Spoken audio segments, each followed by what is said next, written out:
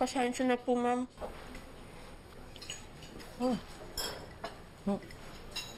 Okay lang. Kumain ka lang ng kumain.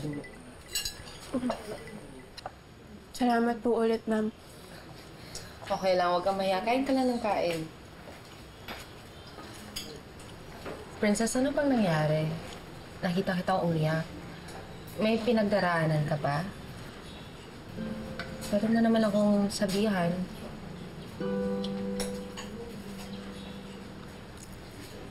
Huwag ka na mahiya. It's okay.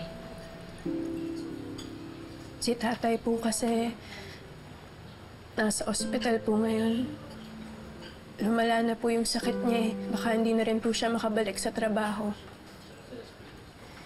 Naghahanap na po ako ng bagong trabaho ngayon. Pero nahihirapan po ako kasi hindi ako makapag-commit ng full-time. Kailangan ko pong alagaan si tatay tapos papasok pa po ako. Di ko lang po alam kung paano yun. I'm sorry. Kasalanan namin na nawalan ka ng trabaho. Huwag niyo na pong isipin yan, Ma'am Charlene. Di na po natin mababalik yun.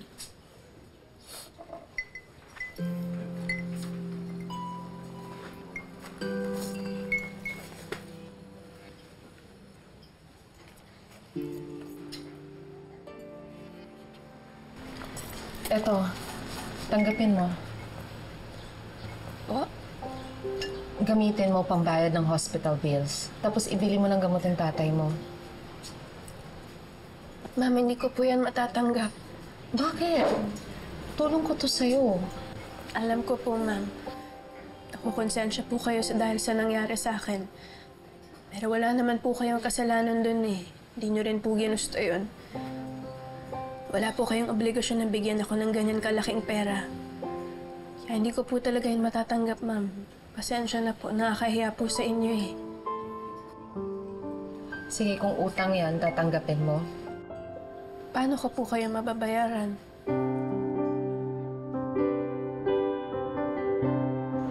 Goodbye. What? See you later. Yes, I'll see you later. Bye! Bye, Johnny. Alagaan mo siya, ha? Ikaw na bahala sa kanya. Bye!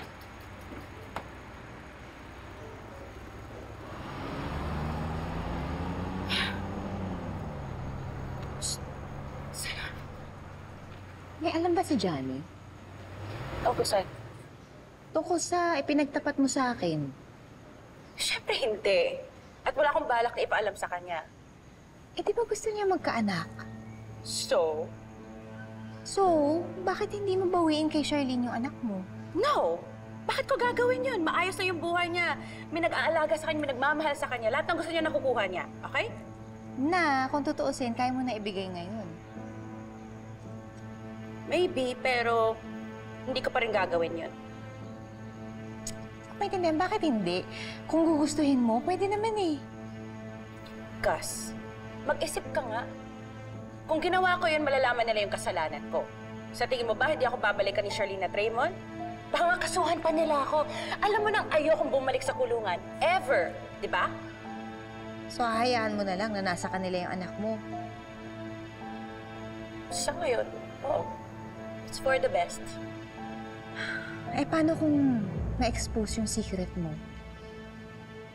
Sino magbubuking sa akin? Ikaw? Bakit tayong dalawa lang ba nakakaalam ng sikreto mo? Hindi ko gusto mga plano mo, Divina. Sino bang kaibigan mo? Ako o yung babaeng yan? Huwag na huwag mo akong isusumbong. Meron pa nga palang isang nakakaalam. Kasama namin ni Charlene sa kulungan. Yung nagpaanak sa amin. Si Leilani. Asa na siya ngayon? Malay ko. Baka nga nabulok na yan sa kulungan eh. Pero ang pakialam.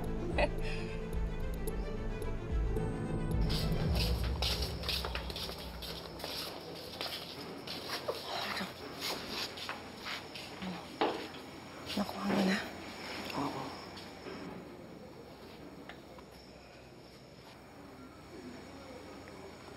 Pwede mo na siyang tawagan. Makasagutin ka na niya.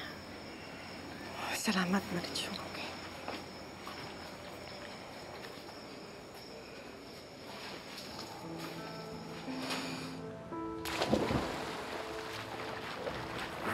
Xavier, kanina ka pa training ng training, hindi ka pa ba tapos? Sabi ko naman sa'yo, mauna ka na doon. Susunod na lang ako. Papapuntahin mo ko sa party ni Darwin ng mag-isa. Kaibigan mo rin naman sila, di ba? But you're my boyfriend. You're supposed to be with me. Hindi naman pwedeng sa lahat ng oras magkasama tayo. May brain akong Like priorities. what? Your stupid training?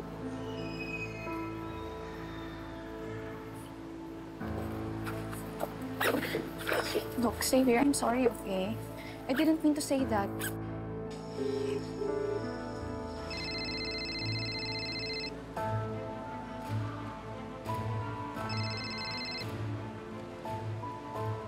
Hello? Hello? Xavier? Xavier, ang mama mo to. Kausapin mo naman ako, anak.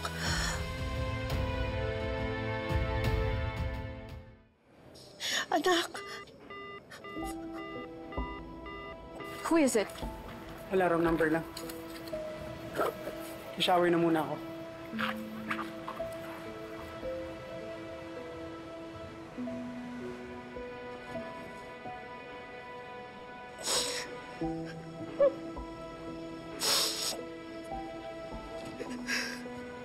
O ano? Ayaw pa rin? Ano ba yan? Sayang lang pagpupusit ko ng phone.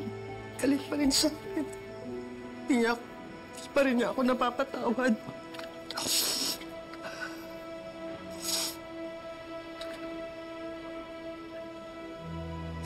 Ito ng parusa sa akin ng langit. Hindi, ano ka ba? Hindi mo naman kasalanan kung bakit mo napatay asawa mo. Sinasaktan ka niya, pinagtanggol mo lang sarili mo. Hindi lang yan ang kasalanan ko sa Diyos. Naging parte ako ng isang kasinungalingan. Pinaghiwalay ko ang tunay na mag-ina. Sinong mag-ina?